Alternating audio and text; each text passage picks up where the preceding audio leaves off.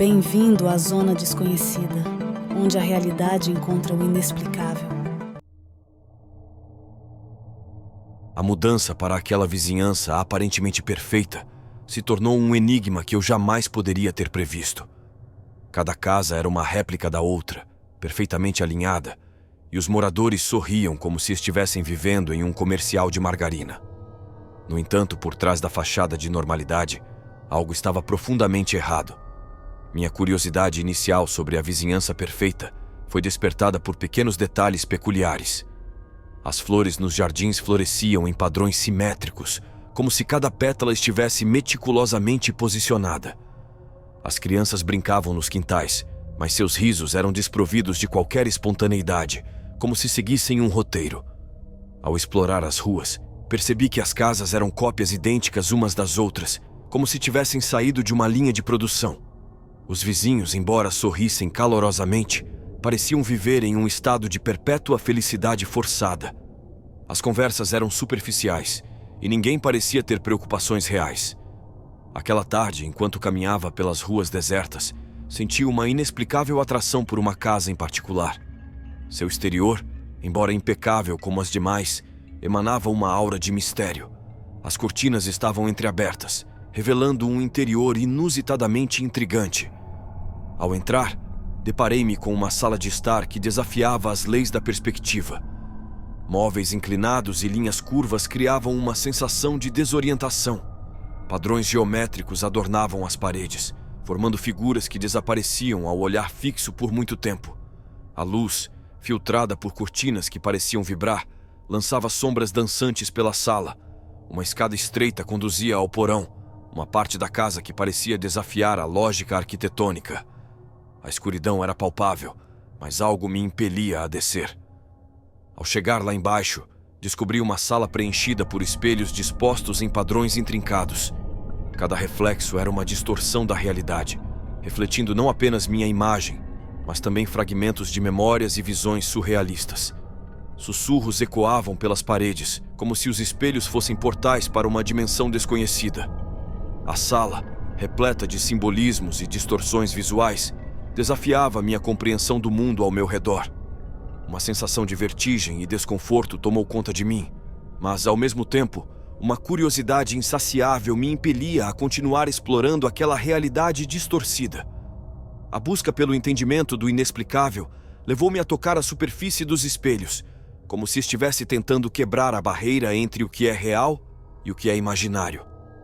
Foi nesse momento que percebi a ausência de minha própria reflexão.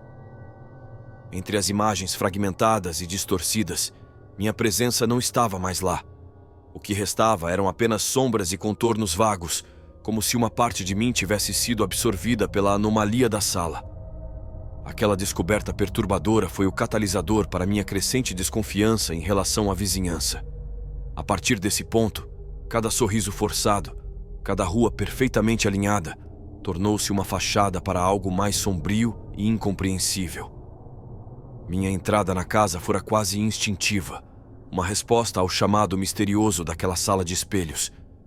Eu, que sempre fui cético em relação ao sobrenatural, não conseguia ignorar a sensação de que a vizinhança escondia segredos além da compreensão humana.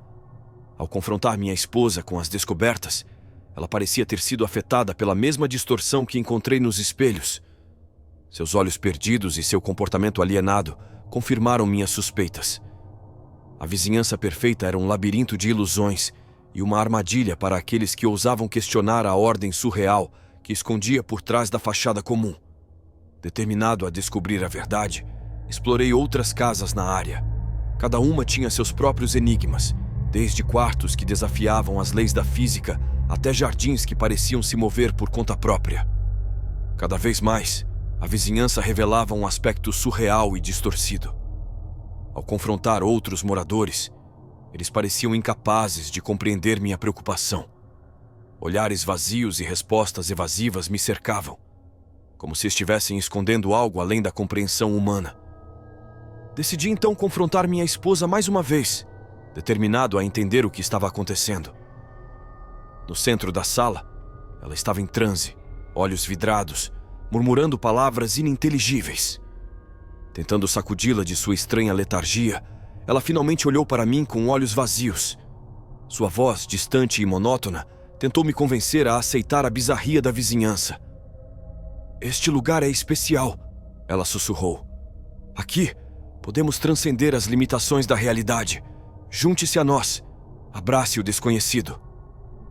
Recusando-me a ceder à insanidade ao meu redor, tentei sair da casa. Ao abrir a porta, uma multidão de vizinhos, rostos agora desfigurados e expressões distorcidas, bloqueava meu caminho.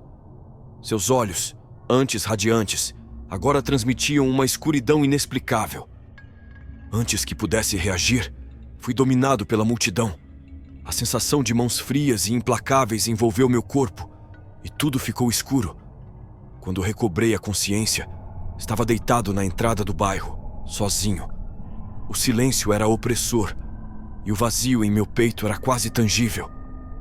Olhando para trás, a vizinhança perfeita se estendia, mas algo fundamental estava perdido. Minha esposa, a vizinhança surreal, tudo se desvanecera como um sonho. As memórias eram turvas, mas o vazio persistia. Eu havia escapado, mas a um custo. Algo em mim fora deixado para trás.